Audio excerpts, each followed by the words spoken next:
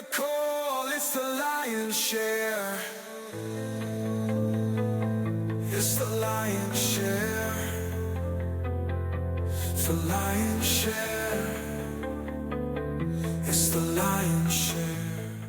Welcome back. Welcome into the Lion's Share podcast post NFL draft for 2025 edition. The Detroit Dawgs, as some of them are being called, three players from Georgia drafted by the Detroit Lions, and several others from other colleges as well. Two guys with mullets and mustaches to finish off their 7 picks in the NFL draft.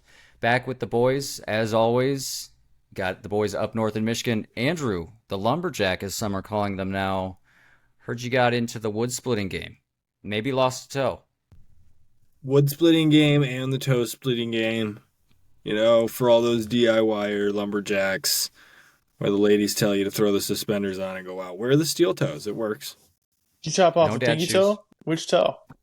I was going right for midfoot, but, you know, I just didn't have the force behind it. I'm too weak to even take a toe. So your Blessing in cowardice saved disguise. your life. Exactly. All these frail typing jobs I've held seem to have saved my life in the long run. Works out. You got soft hands. Soft office hands. Yeah, let that be a note to all the kids out there that maybe, you know, are swinging around the axe. Careful what you wear for footwear, because that comes into play. You know who we shouldn't give a welcome to in this podcast is anybody who's a New York Knicks fan or any of the official staff for Double Birds, the Eli Manning from Andrew there. Speaking of which, if you want to watch us, you can watch us on Spotify and YouTube, always on this here podcast. But you can also listen to the audio format. We love that too. Stop me if you heard this before, Andrew. Another blown call in Detroit. It transcends all of the sports now at this point. Yeah, a little rough on the no call there, but like we said, you got to make that shot, Cade. You're the guy in Detroit now. You've kind of proven the point. That shot was open enough. You got to make that and not put yourself in that situation. Absolutely. They've put themselves in a couple positions, compromising positions here over the last 4 games. Now they found themselves down 3-1. You hate to see that because it's a pivotal game. 2-2, 3-1, very different.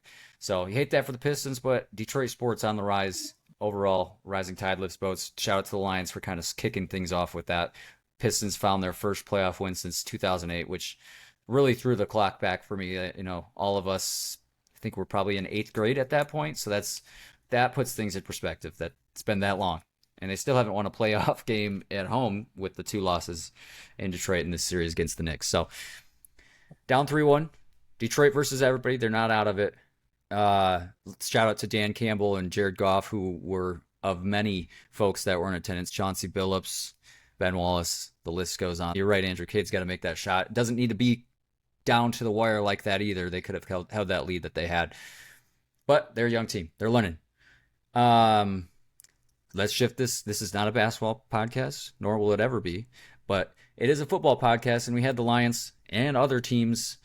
And the initial reactions to the Lions picks, not great. So we're here to kind of talk about that. We've got all 7 of them here in front of us, including a list of the undrafted free agents because those are coming in by the minute. And we'll talk some extras as well, including the Lions it'll be in Canton, but the Hall of Fame game does go to the Lions and the Chargers. So that's some news. And then the Kirby Joseph contract after that, and then the schedule release May 12th. So let's start things off with the first pick that the Lions had. They did stay put at that 28th position. They stayed with the 28th pick, and they selected none other than a D tackle from Ohio State, a Buckeye, which hurts. But Tyleik Williams, what do we think about this guy? He is, 6'3", 334 pounds, an absolute run stuffer. Pair him up with some others on that Detroit defensive line that's already been real strong against the run. What do you guys think about Tyleik? Did this pick surprise you? Position did not surprise me. I like the D tackle position. I think something you've heard us say a million times, and Brad, we trust. I feel like this is not his first time where he's going to get questionable draft grades. That's happened several times. Jahmyr Gibbs among the most notable.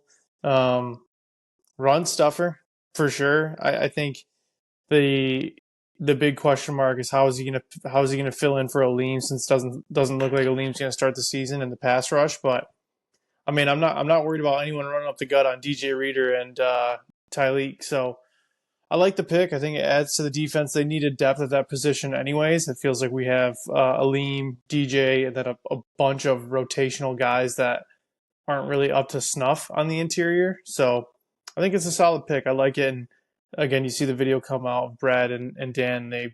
They got their guy. So gives me hope. Fired up as always. Andrew, you said you wanted what I can't remember the word that you used to describe it, but you basically want an offensive or defensive line. This kind of checked your box. Something big, I think was my words. Something over 300 pounds, and we got it. Probably, like, from what I've seen, like the most soft-spoken and carries himself like the quietest out of the defensive linemen that I've taken. Like, not the prototypical angry guy. I think you had the picture lined up. He's got his cat, old wide-eyed cat there. I think the first reaction I got from when I heard from people I've spoken with is gonna just forget the school he came from and cheer him on. But we've been doing that for a long time with the left tackle. Sure have. Yeah, you got it. You got it over it with Taylor Decker. Could still trade him, but you never know. I mean, did we draft Andrew? Does that picture not look like that's not a picture Andrew would take? That's what I'm saying for folks that are watching on the video format. I don't have rings like that. Let's be honest, boys. That is a big ass ring for the You national guys have the championship. same tattoos. Yeah, well, I got to squint. I got to squint to tell that that's Tyleik and not you, Andrew. Oh my goodness, that looks like your old apartment. Yeah, I don't think we have red caps in there. That looks more like yours with the electrical panel in full view. Boom, I roasted. didn't know we were gonna go there on this podcast so early on too. Cut me so deep. It's tough. That's tough, but I'll wear that one. We'll move on. But yeah, I guess I didn't make note of how big the eyes were the first time I saw this picture. But now that you pointed out, oh my god.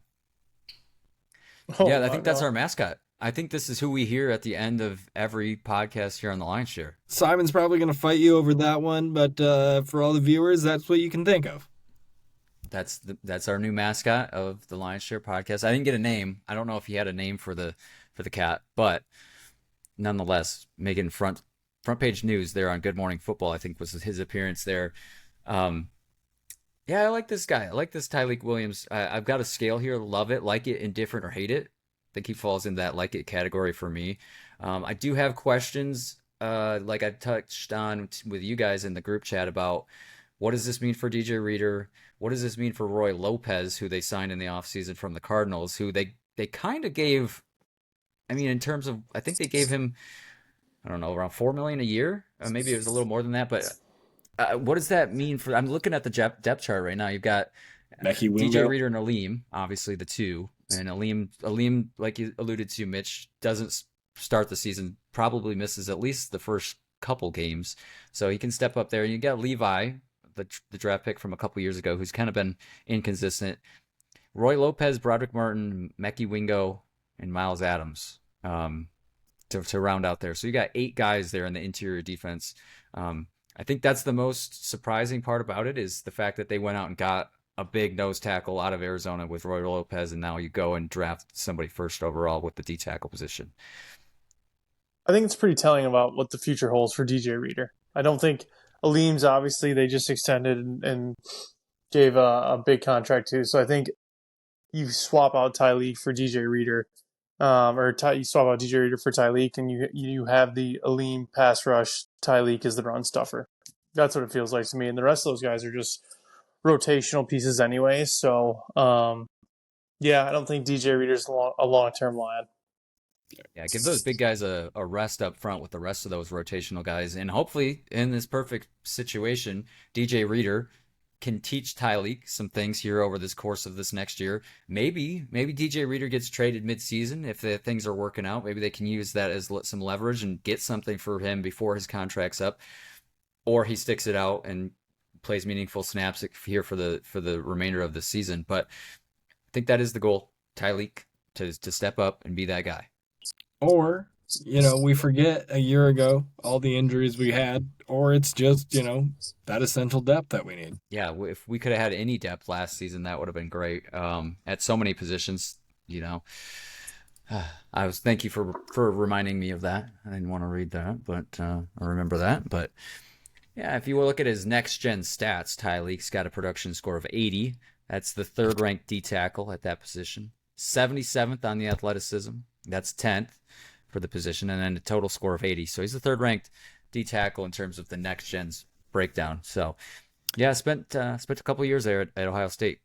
Yeah, I feel like, and I don't know about you guys, but I feel like after or even during the first round, that first day, you get a look at the guys in the tunnel, and it's kind of the premier players, and your thoughts are like, oh, would have loved to have had that guy. You kind of get a little bit of a better feel for these guys. Booker, I think he was the guard out of Alabama going to the Cowboys.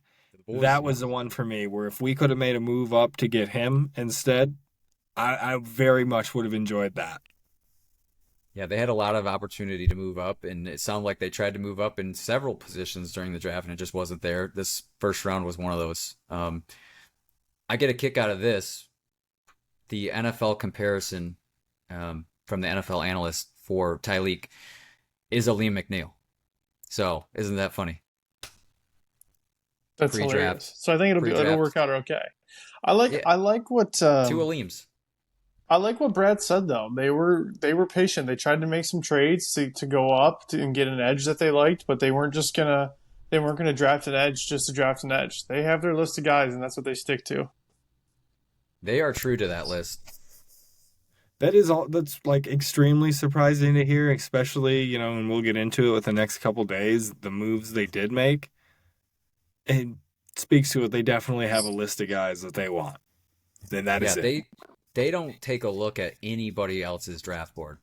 They have their own, and they don't care if you've got a guy that's rated 100 and you want to take him at 50. They don't care. They will go out and get their guys, and we knew that going into this draft. But I think it still surprises me and surprises a lot of Lions fans and NFL fans when the Lions do come up and just basically blatantly throw the list out the window and say, no, we're gonna go get this guy. We don't think he's gonna be there for the next round. I did see, I think with Tyleik, um, was it Tyleik that said the Bills were going to take him next if they didn't? It was somebody that the Bills were going to take. That's why the Lions moved up. Maybe that was 57 when they moved up from 60. Okay. Yeah. To get Ratledge. Yeah, I think that might have been it. I could be misspeaking there. Get the dirt bag.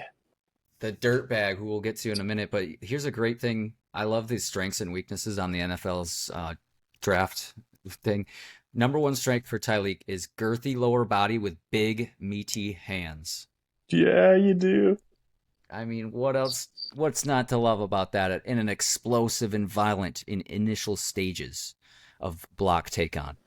Punch and release move leaves blocker falling forward. Strong Does a boy. terrific, yeah. Strong boy to pair up with that 334-pound build. We'll give the offensive line a few more good looks in practice. Oh, absolutely. On that practice scout team, yeah. Weaknesses: pops up tall and loses pad level at the point. Short arms. Holding his Nothing ground wrong in with double that. teams. No, holding his ground, hit or miss, and holding his ground against double teams. That's a tough weakness to see. Like, that's not really a weakness. That's a tough point. Yeah, but Tyleik Williams, not a surprising pick, but certainly one that a lot of Lions fans who wanted to edge with who was available at edge. I think that came to a surprise for a lot of people. But if I had my sticky note still around, I had D tackle as well, so it was on my list, and so they checked the box there for me. I like that pick. Second round, and I don't want to speak too soon on this, but this is my favorite pick, Tate Ratledge. I'm sure you guys have favorites from the 7 that we have. I like Tyleik. I love Tate Ratledge there, the guard from Georgia. That was my favorite move of the draft. Yeah, day 2 was an interesting day. The more I see on Ratledge, I love him.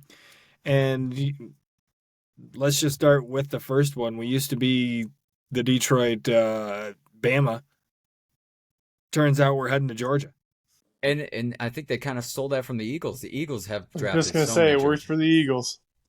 So they're kind of playing copycat that with yeah, they did go Bama. We were talking about that the last time. The Crimson Tide was strong in this defense, and yeah, now it's Georgia. Seems to have moved to Georgia, but Tate Ratledge, wow, what a guy! Is Tate Ratledge, was he like a captain on Georgia's team at all? Anything like that? Does anybody Good know? question. Because every time I see a highlight of his, and same with the wide receiver they took, it's like those guys are leading them out of the tunnel. The wide receiver is there high-fiving everybody as they're running out. Ratledge just screams leader when you watch his tape, especially for the offensive line. He's definitely the leader of that offensive line unit in Georgia. I think this guy's got. Georgia. I would love, because I'm assuming he's going to be the Graham Glasgow fill, and Glasgow could shift to center if Ragnow ever has to take a spill. That was going to be my question to you guys. Is obviously they have some shuffling to do there with Big Z leaving town. We had touched on in the past that we thought probably Mahogany steps up, and then maybe it's Glasgow and Mahogany at the guards. But with this guy, do you guys think this is a day one starter or somebody that's down the line? I think he's going to compete to be a day one starter with Mahogany, to be honest. I mean, why not? I'm going to, for this exact question, I'm going to skip ahead. I think my favorite pick of the draft is Miles Frazier, because you're talking about a guy who's a 4-year starter in the SEC and has played every position except for center. So I think we're going to see a ton of Miles Frazier this year. And That's what I want to ask about Ratledge, though. Does he also shift? Like, I don't believe He doesn't have the so. versatility. He doesn't have the versatility that Frazier is just a utility out there.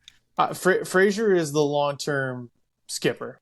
Like, I think like Frazier is skipper with upside to be like an actual NFL starter. So I love the Miles Frazier pick for all of his experience and the upside he brings.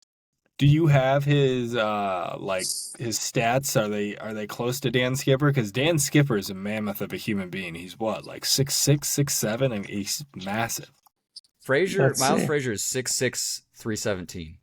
All right, yep. So he is definitely Dan Skip. And I don't know what Skip is, but he's around there, right? And maybe Yeah. not that weight. He might be a little lower on the weight. I think you're right. 6'9", 330. Okay, I was wrong.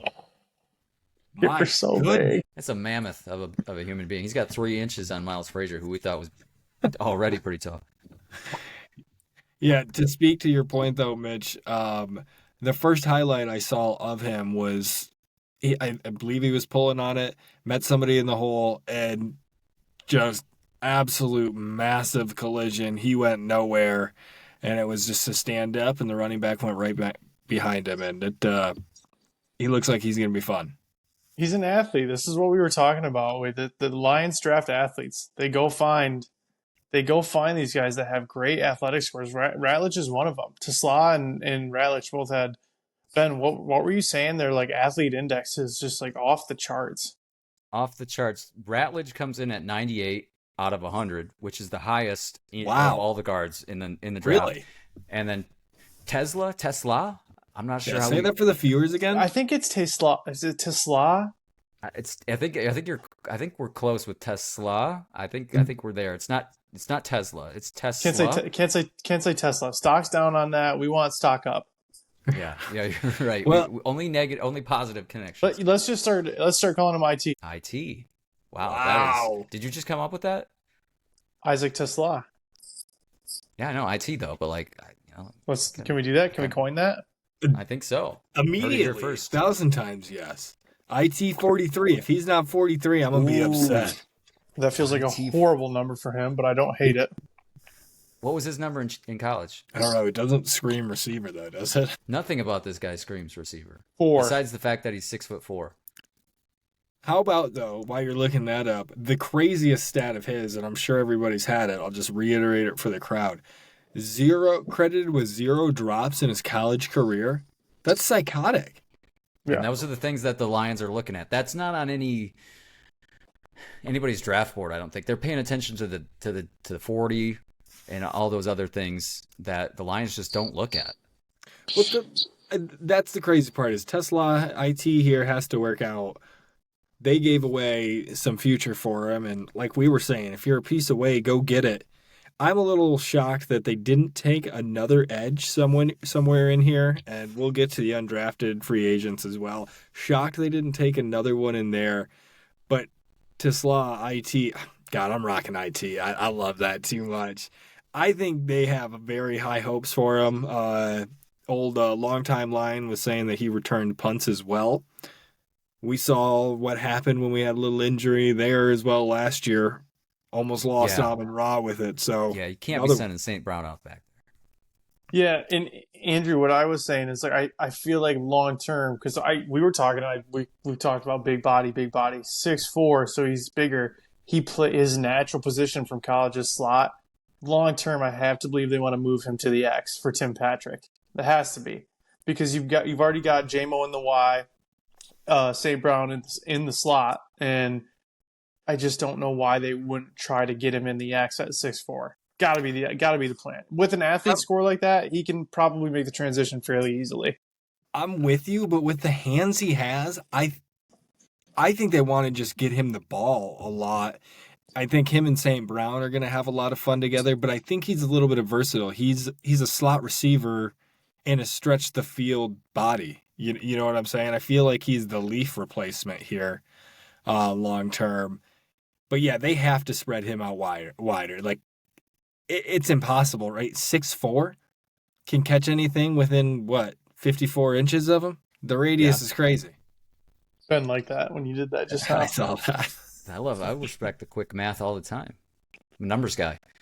And I was looking up his stats right now for TeSlaa IT. I'm going to stick with that nickname as well. That is too easy off the tongue. But I'm trying to find his yards after catch, and I'm struggling to find that because I was curious to see what he had after the catch as far as once he did, like you were alluding to, Andrew, just get him the ball and then see what he can do in space. Not seeing the yak on here, but I'll have to look somewhere else other than the football database. But 2-year starter at Arkansas, but I'm sure everybody's heard this too. But he was also a Michigan, played high school football at Hudsonville, right? Hudsonville. Yep. Isn't he Christian, I think? From Hudsonville's probably everybody in the country knows what Hudsonville is, right? Yeah, it's like a football. But you're right, over Andrew. there. And I'm not sure if he played at. Did he play at Hillsdale? Yep, started at Hillsdale. Yeah, and then went to Arkansas, transferred, and did 2 years there. Played in pretty much every game for the Razorbacks there, and finished out his career with almost just over 2,000 yards in the FCS, and then 900 yards in the FBS. There you go. I want to say IT, I think, was my favorite pick of the weekend. Ooh, okay, all right. Mitch, your favorite's going to be Miles Frazier? I think that the Miles Frazier is because the depth they struggled with depth across the board last year, obviously on defense, but not a ton of offensive line depth either. And you bring in two guys, and now Mahogany's got experience, and I love the Frazier pick. Yeah, I'll be surprised too, or I'll be interested to see what they do with Glasgow. If they go Mahogany or Glasgow for one of those guard positions, and then maybe bring in Ratledge if he's there, right, for game one type of scenario. Because we saw what in some limited form what Mahogany was capable of last season, and kind of blew it out the water in terms of how well he stepped up so quickly. So that's exciting. And Andrew, you gotta love.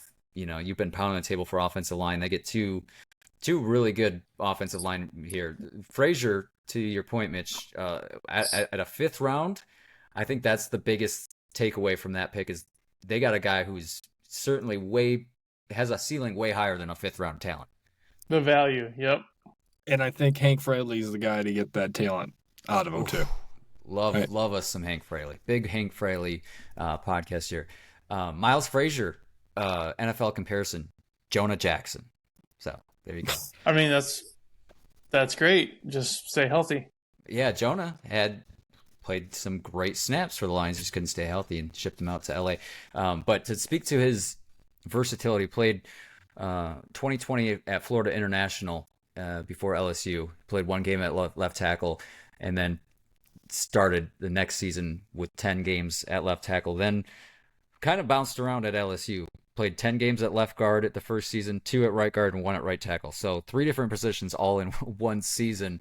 Then the next season stayed true at right guard for 13 games. And then the last season, 12 at right guard, and then played 1 at right tackle to fill in during their bowl game. So just pretty remarkable there to be able to do that, especially across one season too, and play 3 different positions. Before we get too far removed from it, boys, do you think the mullets were Dan's decision? Like, do you think that factored into it? I mean, if they're looking at all the things, right? How can you not see? I'm gonna put it up on the screen. Here's Tate Ratledge to start things off. Yeah. I mean, that's got to come into play. Yeah. With the stash and everything. That's a respectable chain. Some of those chains I saw over the weekend, boy, oh boy, that's gonna put somebody's eye out. I gotta switch you over to Isaac TeSlaa. IT. No mustache on this guy. And I think he's got more of a mullet. Yeah, this picture doesn't do the mullet justice. Yeah, it's a little too much combine-y. This was definitely from the combine. Yeah, it doesn't do the true respect to what he's got going on up there. But yeah, what kind of internal conversations do you think they're having about these guys? Outside of what we're seeing on their tape. He's got a 96 athleticism score, by the way, Mitch. We touched on Ratledge is at 98. He's got a 96, and that is #1 across all wide receivers in the draft. I feel like a ton of the conversation is around grit, obviously. I'm sure every fan base in the NFL is so sick of hearing Lions talk about grit, but get used to it. And they've got probably a column for it on their whiteboard, on their grease board, a grit score.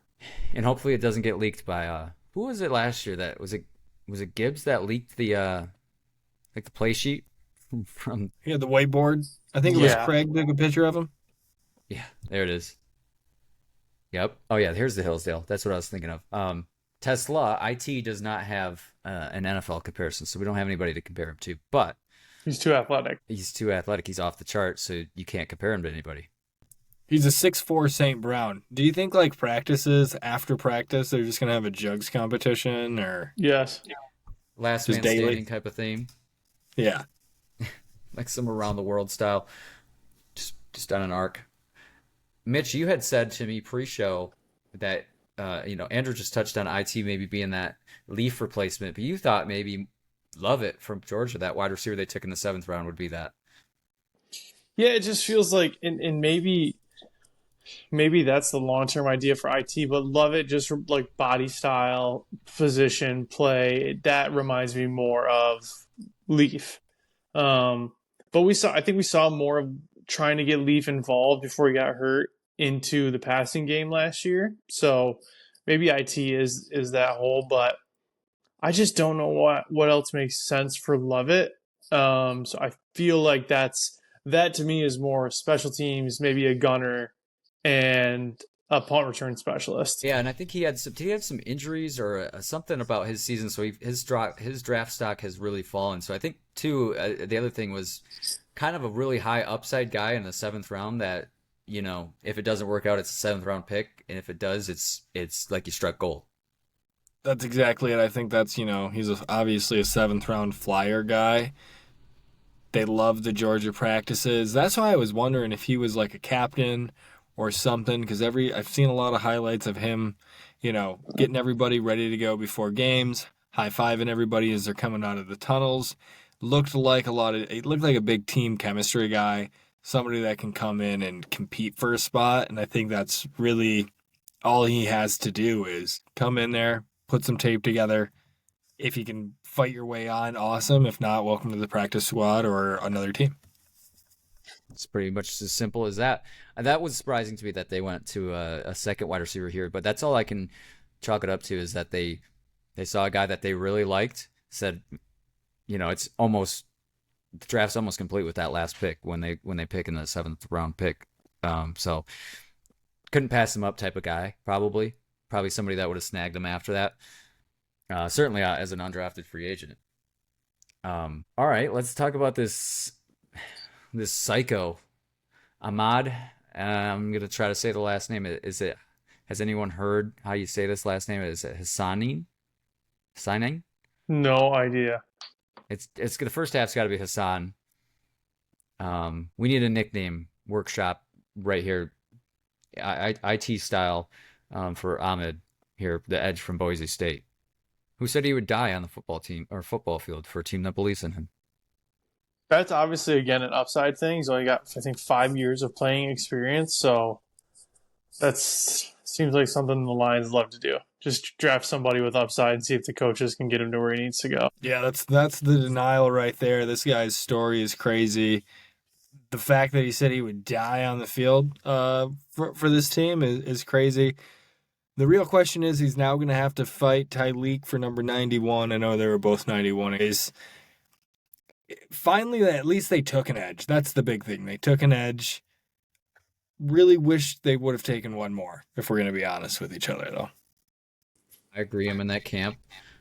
What do you think, Mitch? Does this solve anything? No. Second question. What's the likelihood they bring back Za'Darius at this point? Is it almost 100%? I feel like it feels like I'm at 70, maybe 70% he's coming back. They got to be talking, but they're just not close enough. That's where I'm at too. The fact that they didn't take another edge and not one in the undrafted list either. They have to be in talks to bring him back. They got to be close. Over time probably mends that relationship. Time heals everything. I will say this Egyptian guy, the tape I have seen on him, seems like he's good at getting to the quarterback, making contact. Doesn't always bring him down. And that's been an issue we've had, right? In terms of other folks who have been playing meaningful snaps for the Lions at that position specifically. They get there, deer in the headlights, can't really bring them down. So that's been an issue. So that's something to watch for with this guy. Kind of reminded me of Ziggy Ansah with kind of the storyline of how he got here to the NFL. And if he can be like Ziggy, who was really good in his prime there for a short period before kind of fell off there. But yeah, first Egyptian ever in the NFL. So for that reason and a couple others, it's reminded me a lot of Ziggy Ansah.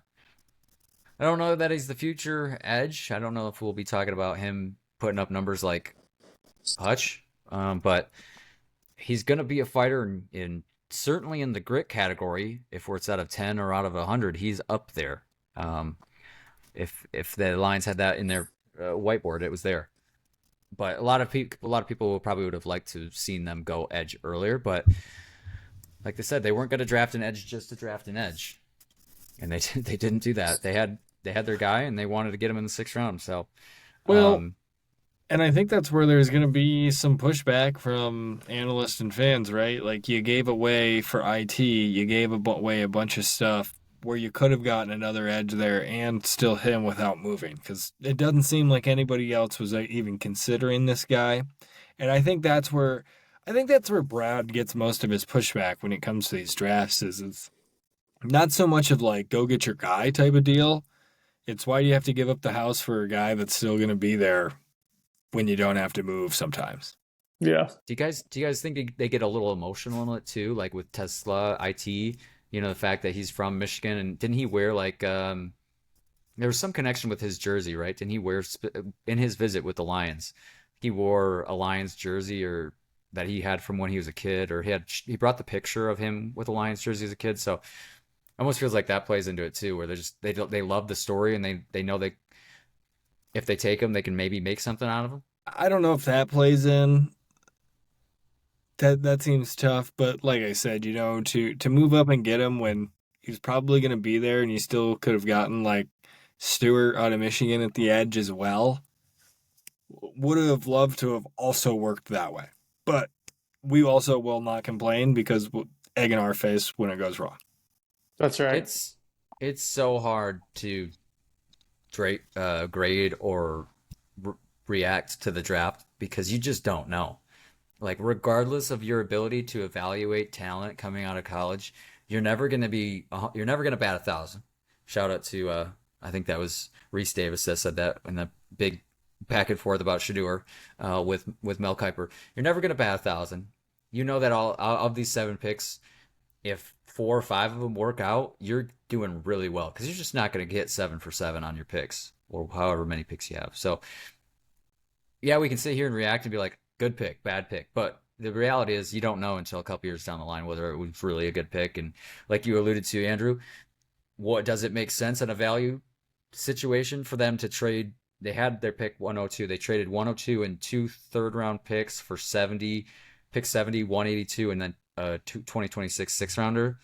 So I know I saw some charts floated around. There's a metric where you can kind of evaluate whether it's a lopsided trade or not. And so I thought that one looked like it was pretty even as far as what they did for the trading. As far as not from I felt like it was probably a little aggressive, but from the sheet, from whatever the all telling sheet was, it was pretty neutral or maybe like 60-40 in favor of can't remember who they traded that with. Was that the Broncos? Somebody like that. Yeah, I think you're right, and it's totally fair. It seemed like a pretty fair trade. It's just, do you think TeSlaa was going to be there? You know what I mean? Yeah, yeah, good point. He's probably there at 102 if he's there at 70. That's the point. That's all. It's not like you're dogging him at all. I think that's where he gets his criticism though, is that you move up for guys that you probably could have got because everybody scratches their head and goes, "Oh shoot, he wasn't really kind of in our mirror at all. He wasn't in view." Yeah, he's not even in the rear view yet. Yeah, I think that's where it is for a lot of people. I- Several of these picks could have fallen into that, but they have their guys, and they felt like he wasn't going to be there at 102. You know, they always hear those whispers too. Owners, teams talk, and they know who other teams are probably targeting. They hear things from other teams as far as when the trade goes. They pull the trigger. It'll be fun to watch that Inside the Den episode to see this back because it always is. And they have already obviously released a few of the snippets from when they make that call to these players.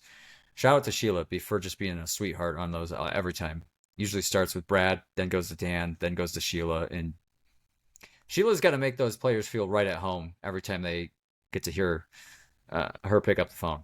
It would make me feel at home. Just very homely. Very She homely from seems Sheila. she seems like an amazing person to go get like breakfast with. It's great. At the local diner. With, Yes, with Miss Hamp. a coney Miss dog, Miss if you Ford. will. Yeah, there you go. All right. Dan Jackson. Dan Jackson in the 7th round, their first pick in the 7th round. Safety out of Georgia. Not a position that I thought they would target. Not after you make your safety the highest paid safety in the league, but boy, does In this the history of the league. There you go. Yeah, but boy, does this guy look like Kirby Joseph reincarnate with coming out of frame to make some of these hits. Yeah, I think I know. I just think it's clip. it's the one position that it's like they didn't need, you know. But again, special teams guy, you know, maybe some of the guys that have been playing more special teams, maybe gone, right? what's that? Fetty's gone, yeah. If he's Iffy? gone, yeah. Yeah. He went to Miami or Did you just somewhere, right? did you just re nickname Iffy to Fetty Wap? Well, yeah. 1738. Hey. Anyways, maybe Sione's going to have a bigger role in the offense this year, and they're trying to Remember get him? him off the field a little bit. I don't know. We'll see. Forgot about that guy. Great call. Sione Vaki. You did? Who could forget the utility guy they drafted last year? Yeah. Out of Utah. The Utes. The Utes. My favorite quote about Dan Jackson is from Brad, who said, "Faster than you think," which is the joke that everybody makes when they see a white guy on the field. So, faster than you think. Sneaky speed. Sneaky athleticism. You guys ever seen that video of it was a wide receiver, I can't remember what school he went to, but he was running the 40 and it was the NFL network coverage. and Oh he yes. gasses. I think it's a safety. I think he plays for the Commanders, or he used to. And Dion is just like stunned. And the one guy's like, "Why are you so surprised by that, Dion?" And he's like, "You know I am surprised." It's a Dion great keeping it video. Dion keeping it real. I do know the one that you're referencing. I haven't seen it in a while. That is an all time clip though. Yeah, I think that was my note about Dan Jackson. Is he's special teams guy for sure. Like he's going to be make his presence felt on special teams. Nothing less than maybe a rotational guy that they can bring in certain packages and play some meaningful snaps. But yeah, another Georgia dog, the second one off the board, and then love it right after back-to-back picks from the Georgia boys. Trying to copycat the Eagles there. The Eagles took another bunch of Georgia players, I believe. Um, but you can't go wrong. Can't go wrong with Georgia at the SEC. No, speaking of the Eagles, though, since you're going to be the ones to bring them up, for them to be so late in the draft and take the best linebacker off the board is just disgusting to watch live. Does it surprise you though? No, oh, no, not at all. I mean, linebacker, yes, because I think we talked about it last episode. That's kind of one of those positions that is just steadily increasing pay-wise, and it's getting a little tougher to pay a linebacker. Especially So if you're the drafting, Eagles. You know, they've got so much money to spend. yeah, Like on all these guys, right? They're yeah. gonna have So to then get they rid of end some up of them. drafting the best one in the draft. Yeah, that one's tough. Yeah, it kind of falls right in their lap there at the end of day one. Yep. I hate the Eagles. I'm over it. Yeah, they're doing too many good things. That was interesting though to see them flip flop with the Chiefs there to make that pick. Yeah, just for fun. Right. Yeah, they just get better. Uh, that's tough, but all right. So I got Tate Ratledge, the old rat there with my favorite pick. The Mitch, old you got, rat. Mitch, you got Miles Frazier. Andrew, you got. Remind me again. IT. Oh, IT. So we're spread across the board there. We're gonna put our horses in and put our bets in here. I think He is out of the seven, I think we've got two right away starters. Ratledge and Tyleik. Yeah, and maybe IT as well. I think IT is a rotational. I don't think he starts right Yeah, away. Yeah. yeah. I'm with Andrew on that. I don't think he starts right away. I think I'm with you guys 100% on Ratledge and Tyleik, but I think IT. I don't think IT. I could see IT back half of the season being the starter over Tim Patrick. That's probably more where it is. Yeah. Yeah, and I could definitely see Frazier. I could see him working himself to a starting spot if, injuries happen the way they are. I can definitely see him working his way up as well. Game or two here and there. Yeah. Miles Frazier, the utility man, and he would be able to plug in at almost any position on the offensive line, so he'd be ready for it too. He's got experience at all the positions. Yeah, I just think with the wide receiver 3 and 4 being so open with this team behind St. Brown and JMO, you got Tim Patrick and Leaf, and then you got Tez, and I love it, and Tom Kenny, Antoine Green, who I had high hopes for, starting to fade on me, and then Ronnie Bell, Tom Kennedy and Ronnie Bell. That's Ronnie Bell. I kind of forgot that they signed him. The Same. ex-Michigan Wolverine. Yeah, this is breaking news just now. It's so new that ESPN still has him in a 49ers jersey on his profile picture. But last season, 2 catches. So it's not Oof. yeah, 2 catches for 22 yards in his career. So, but he's young. He's 25, and with the wide receiver 3 and 4 being so open on the lines, it'll be interesting. It'll be an interesting camp and preseason for Lovett, IT, and Ronnie Bell and Antoine Green. I think that'll be a good competition. A lot of guys fighting for meaningful positions there with wide receiver 4. And hopefully, Tim Patrick got another year out of him. He can make meaningful snaps, but also, coach up these guys, these young guys in that young wide receiver room. That Tim Patrick, by far the oldest one in that room. Yeah, I mean, what did we ask for last year? DPJ, all these guys to step up and take that spot. Tim Patrick was the one who finally said, yeah, I guess I'll do it. And he really did it through blocking. Blocking first.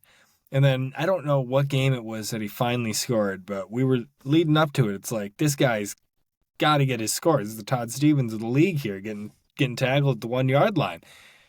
Got to get in the end zone. Finally did, and it was a confidence booster for the rest of the year. But still, didn't feel like he like went out there and was like fully, here's my presence, make it known type of deal. Hopefully, one of these guys can make that happen. Yeah. DPJ, what a disappointment. DPJ and the D stands for disappointment on that guy. Ooh, that's rude. Had But every true. opportunity. Every opportunity to do it. Just could never seize the moment. And Tim Patrick, like you said, Andrew, coming off of an injury season, we didn't know what capacity we were going to get old Timmy Two Hands at. And he showed up in a lot of meaningful times when they really needed him and played himself into a new contract. So he's back and coaching up these guys. And then Leaf, off of his injury as well, we've seen what he can do. Curious to see what he can do this year off of the injury. Yeah, this is the 7 picks that they had. They moved around a lot after the first round, pretty much trading in every single round following. Didn't have a 4th round pick, but yeah, all in all, a lot of reactions online. I know, Mitch, you were rolling through them. I think even on the most gracious, highest draft boards, they were still middle of the pack, right? 14th was the highest draft score they got. The disrespect to Brad and Dan after all the years. I know you said it, Mitch. You're done trying to critique these guys because they've earned the right to prove us wrong, and they've already done that. So you kind of just you don't not react to it, but you kind of just let them cook, as they say. Let them cook. Yeah, interested to see the behind the scenes of this all, because that's always one of my favorite parts of all this. We want to talk undrafted free agents. Of course, that list is out now. We've got an offensive lineman, Mason Miller from North Dakota State, tight end from Ole Miss, Ohio running back, Syracuse wide receiver. So they got another wide receiver there with Jackson Meeks. And shout out to GVSU. They got another safety there from GVSU. UMass, another wide receiver, Jacoby Keeney James, JKJ. Ohio State got a competition, or Arizona State, I should say. They got a competition for offensive line as far as nicknames go with Khalif. We've got Leaf Fautanu. Leaf. Got another defensive line with Keith Cooper Jr. from Houston, Texas. Hookem, cornerback Gavin Holmes, and then Boston College running back. So 3 running backs on there. No, 2. Do you know what spot that Mason Miller played in North Dakota State? They got him just listed as O-line. So we'll have Tommy look that up right now. I'd like to know where he was, because if that's the case, if he's standing right next to Gray Zabel, maybe he made him look a little better as well throughout the year, gave him a little help. 305 pounds, played tackle at North Dakota State. Like that body. It's huge. Oh, Tell me more. Yeah, tell me more. you said what? You know my style. You know my tape. Pause. Pause. Had an extremely decorated career at NDSU. I'm going through some of his old tweets, and I'm not saying they're problematic, but, well, I didn't know I was going to get here. Hasn't tweeted since 2019, though. Stop looking him up. I don't know. Extremely decorated and accomplished career and season at NDSU. I love NDSU. That's a good product they put out. What's going on with the wide receiver out of Syracuse here getting money? They wanted him bad. Sometimes you got to do that. It's like Really? as much of a 200,000, bummer. I mean, come on. As much of a bummer as it is to not get drafted, right? Like it's like a dream come true. Even if it's in the 7th round, like you got drafted. I think the beautiful thing, if you're an undrafted free agent, is you get to pick. Like you'll probably have these guys probably have a few teams approach them, and you literally get to sit there and be like, okay, what's going to work out best for me? Who do they currently have starting? Who did they draft? Like if you're a running back, did they draft a running back? Like it's kind of interesting. Like if Shedeur Sanders is a good example because it's obviously his fall was. It's going to get talked about a ton on Monday and Tuesday this week. And he got drafted by the Browns after they already drafted Dylan Gabriel. wouldn't you have rather just been an undrafted free agent? And then it's like, all right, who drafted a quarterback? Where can I go make an immediate impact? Andrew says no. I still want the Hive being drafted and the sign-up. Yeah, I mean, Shador is a very specific example because his dad is obviously already very rich, and Shador is very rich in his own right. So, yeah, the everyday college player, but I think there's an advantage to not being drafted. I 100% would agree. That's my question was going to be is I would say more specifically the 7th round. If you're a 7th round pick, wouldn't you much rather go undrafted? Yes. Because at that point, your paycheck as a 7th rounder versus undrafted free agent isn't going to be vastly different. That I would agree with. Yes. That's kind of That's where you cut it off.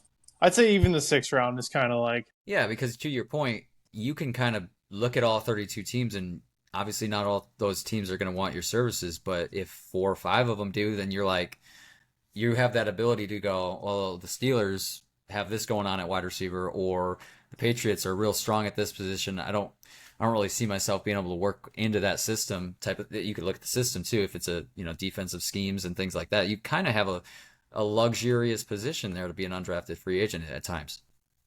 My other question was, what was my other question about the undrafted free agents? Oh, I pulled up this guy, Jackson Meeks from Syracuse. 6'2", so he's, Mitch, would you consider 6'2" big body? At what point does it become big body? 6'1", 6'2"? I think 6'2" is just a body.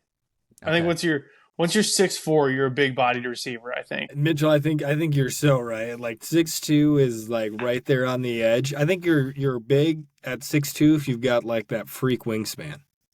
Yeah, I think I'm just trying to think. If I see someone grocery shopping and they're 6'2", it's like, yeah, whatever. I see someone who's like 6'4" and built, I'm like, oh, that dude does something for a living. Orange Theory, maybe. Number 1 on the leaderboard at Orange Theory. And he lives for it. I love the everyday comparison, though. We can all relate to grocery shopping and seeing these things. We can all relate to being above 6 foot. I will say, those at 6 foot.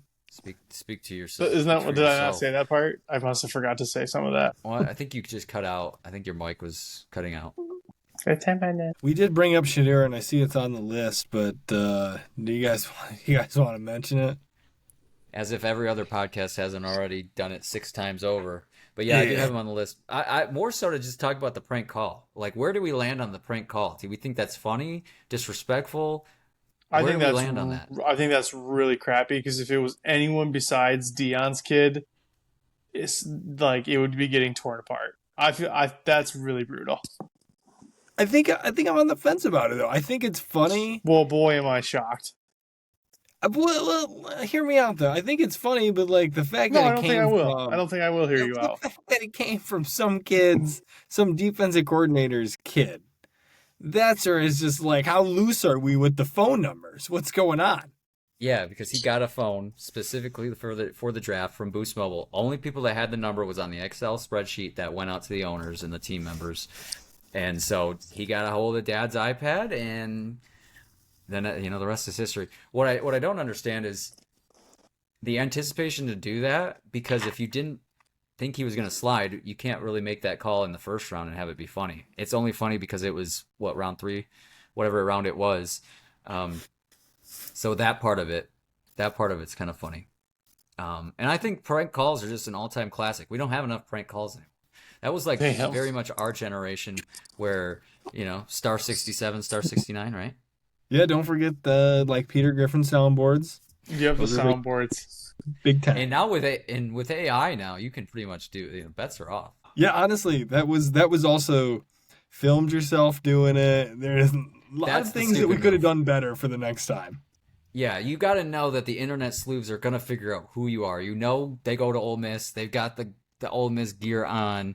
They can very clearly see the face. People are going to start. I know there's some keyboarders out there thinking it was a little squirrel that went by the window there. The Giants had a lot of ties to this because of that GM's granddaughter goes to Ole Miss, so there was a lot of people making the connection there. Ended up being what is his name, Jeff Ulbrich from from formerly of the Jets, now with the Falcons, the D coordinator there. Yeah, Andrew, to your point, that's you got to be a little bit more tight with the iPad, unless this was, manufactured. Do we think there were ties there? Like, oops, left the iPad open with Shadeur's number on it. No. Also, Mitchell, just to like cushion the blow, also why it's pretty funny is Shadeur's like little brother. I think it's his little brother. Shiloh. No, the younger one. Oh, the old, yeah, the really younger one. He started making fun of Shiloh, I think, too. He's like, you getting pranked too? And like that kid, I don't know his name. I like that kid the best though. He's my favorite. He started making fun of everybody when they were sliding, dude, and it was incredible. Got to have that. The youngest is always going to be the one to do that. You know who else was? Speaking of brothers, Travis Hunter's little brother had a pretty funny, and his little brother's young, like I don't know, 8 maybe. Did a little thing on the live stream. He played the sound effect, which we have it here, so we might as well. This one, he's like, with the last pick in the NFL draft, whatever team selects Travis Hunter. So that was funny. That one was funny. Couldn't have been more wrong. Yeah, almost the exact opposite happened for Travis Hunter there. But yeah, maybe we switch back to the Cleveland Browns here. How about that quarterback room? We've got Flacco in there. You got Kenny Pickett in there. You got Shadeur. You got Dylan Gabriel. And then Deshaun Watson is still there, by the way. Just hanging out. What do you do? Hopefully Do we have? close. Yeah, hopefully hanging in, not hanging out. But who do you guys want to make bets on out of those 5? Who's probably not Deshaun, not with Sean, but out of those 5, who do you think is the starter? Oh, the Flack Man do. I knew Mitch would go Flacco.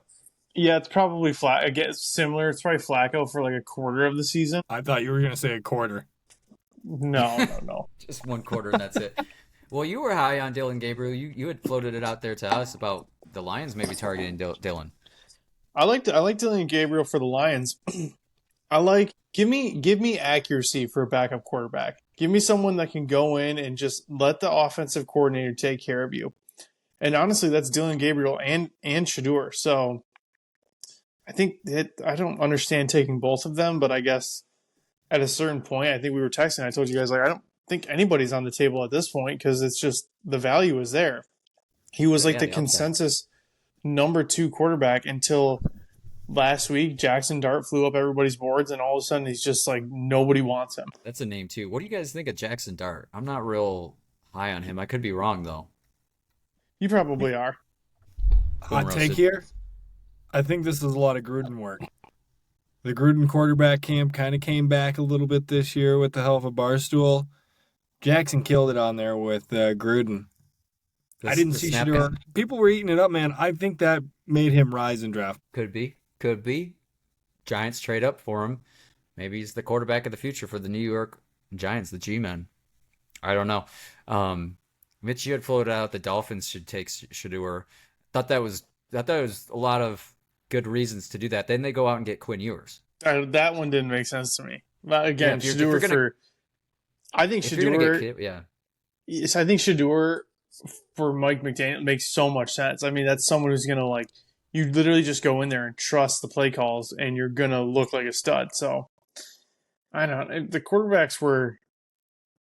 It felt like a few years ago, and I texted you guys this too, where everyone was like dogging on Brad for not taking Malik Willis. And everyone's just like, yeah, we had like a round 4 grade on Malik. And that's what this year felt like as well, where seems like Cam Ward was the only like round 1 quarterback that people had grades on. And maybe Shadeur, but evidently not, since no one wanted him. Yeah, and Cam Ward, number 1, is probably the most quiet number 1 ever. Like, nobody's focused on Cam Ward right now. You're not seeing a lot of press about Cam Ward. Not in the slightest. No, just that he's there to do work. He's ready to go. He also did go to Tennessee, though, so he's probably just going to kind of disappear. A tough market there in Tennessee. Speaking of quarterbacks, though, now that the draft's over and it was in Green Bay, what's going on with the Raj man? Is he going to find a home now that the draft is settled? I don't think so. I really thought that I honestly, I really thought the Steelers were going to draft somebody and then bring in Aaron Rodgers afterwards and then figure it out from there, have them sit behind Aaron. I don't know where he's going. To your point, Ben, I don't know if he's going anywhere. Somewhere overseas for a little retreat, probably. Start up help the NFL set the German division up. Become the third member of the Pat McAfee show. Honestly, that's where he's trending. Mitchell, any thoughts there? No. Sounds like the dog has some thoughts. Yeah, more than me. Yeah, I don't know. I saw a tweet that he was gonna retire, but I don't know if there was any truth to that. That would be amazing, to be honest. Just end it. Whoa, end it? No, the career. Oh, okay. We don't want to send any mixed signals out here. Although, no, I'm just kidding. You know who's not quiet though? Terrion Arnold. How about Terrion Arnold with the pick there in Green Bay? He had a good time. I didn't have super high expectations for what he was going to bring out there, but he exceeded my expectations. The fact that he threw out the line that he was going to cry on draft night because he thought he was going to be a Packer, it was perfect troll job. Honestly, shocked that he didn't take his phone out there and take a video while he was doing it. TikTok live, just right there at the podium. He's a content machine. It's like the Juju Smith-Schuster of this Lion squad.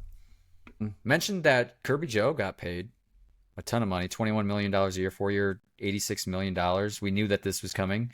So no real surprise there, but yeah, any thoughts about Kirby Joe? You gonna get the jersey, Andrew? I told you I'm not a jersey guy. Probably gonna get the hoodie jersey though because this feels right. I can't believe he's getting this much money. Mitchell, turn your camera back off. We're done seeing you. No, Ben was taking a drink, or he'd be doing the same thing. You want a juddy? Yeah, man. Not just a jersey. You want the jersey hoodie? Oh yeah, I'm a big hoodie guy. I need a hood.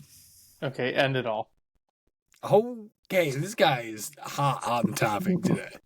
Your podcast career. You guys. We'll jump into conclusions over here. You are. Somebody made a map for that. A what? A map? Matt. It's called a jumped to conclusions mat. Yes, of course. I'm familiar.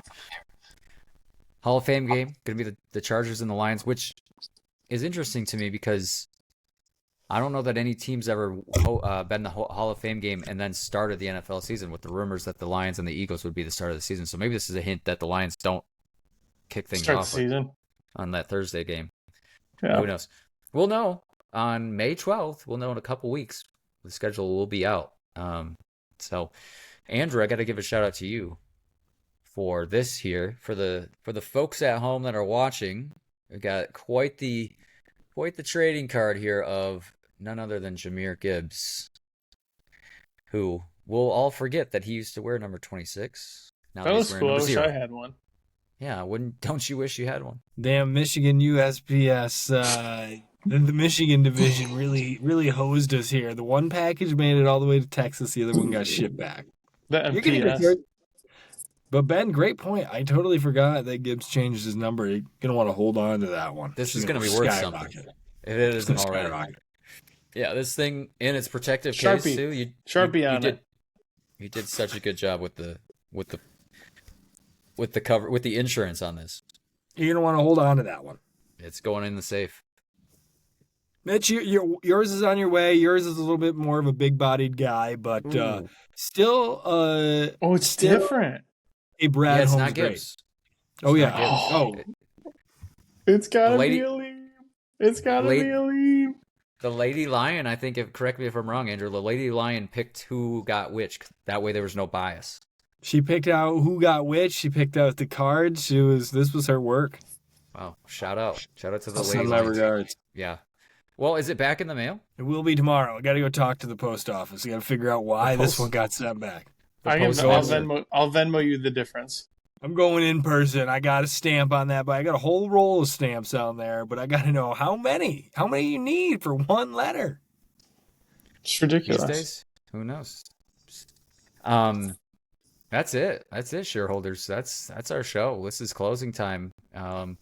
we go into the quiet period now. The big noise of the draft is over, and now it's kind of the lull until the schedule release, and then it gets real quiet. It goes to kind of all the way to OTAs, and then it's mini camp, and then training camp, and we'll be talking football here in the summer, preseason, August. Schedule release soon. We'll know when the Lions are going to play, when they're going to kick things off, if it's that Thursday game against the Eagles. Yeah, thanks for all being here. I hope you enjoyed the draft. Hope you enjoyed a good weekend out there. I'm really hoping for the Pistons to get a win there, but we tried, John. We still got the Lions. And yeah, that's it. Watch us on YouTube. Rate us 5 stars. Like us on YouTube. Subscribe. Like, follow. All the things. TikTok, Instagram, Spotify, Apple, all of the things. And comment below on Spotify if you do so choose. You can do that, That's it. I'm out. Draft is in the rear view. Let's go Lions. Schedule release is next. Me out.